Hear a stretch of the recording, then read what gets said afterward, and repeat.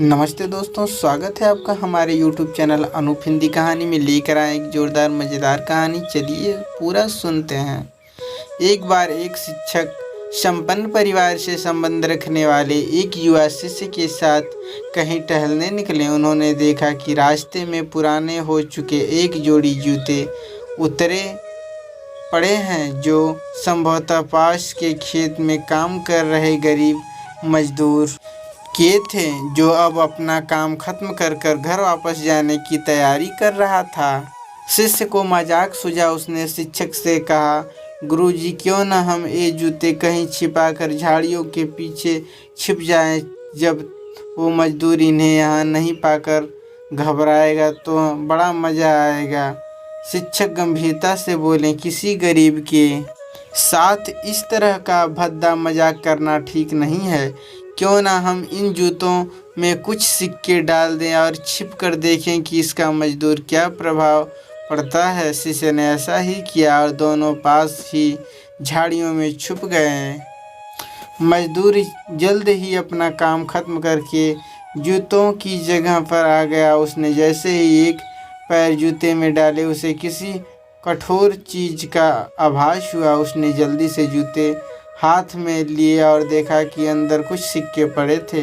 उसे बड़ा आश्चर्य हुआ और वो सिक्के हाथ में लेकर बड़े गौर से उन्हें पलट पलट कर देखने लगा। फिर उसने इधर उधर देखने लगा। दूर दूर तक कोई नज़र नहीं आया तो उसने सिक्के अपनी जेब में डाल लिए। अब उसने दूसरा जूता उठाया, उसमें भी सिक्के पड़े थे। मजदूर भाव विभोर हो गया और उसकी आंखों में आंसू आ गए।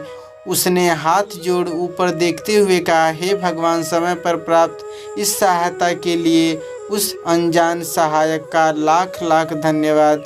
उसकी सहायता और दयालुता के कारण आज मेरी बीमार पत्नी को दवा और भूखे बच्चों को रोटी मिल सकेगी। मजदूर की बातें सुन शिष्य की आंखें भर आई। शिक्षक ने शिष्य से कहा, क्या तुम्हारी मजाक वाली बात की अपेक्षा जूतों से सिक्का डालने से तुम्हें कम खुशी मिली? शिष्य बोला, आपने आज मुझे जो पाठ पढ़ाया है उसे मैं जीवन भर नहीं भूलूंगा। आज मैं उन शब्दों का मतलब समझ गया हूँ जिन्हें मैं पहले कभी नहीं समझ पाया था, कि लेने की अपेक्षा देना कहीं अधिक आनंददायी है। देने का आनंद असीम है, देना दैवत है।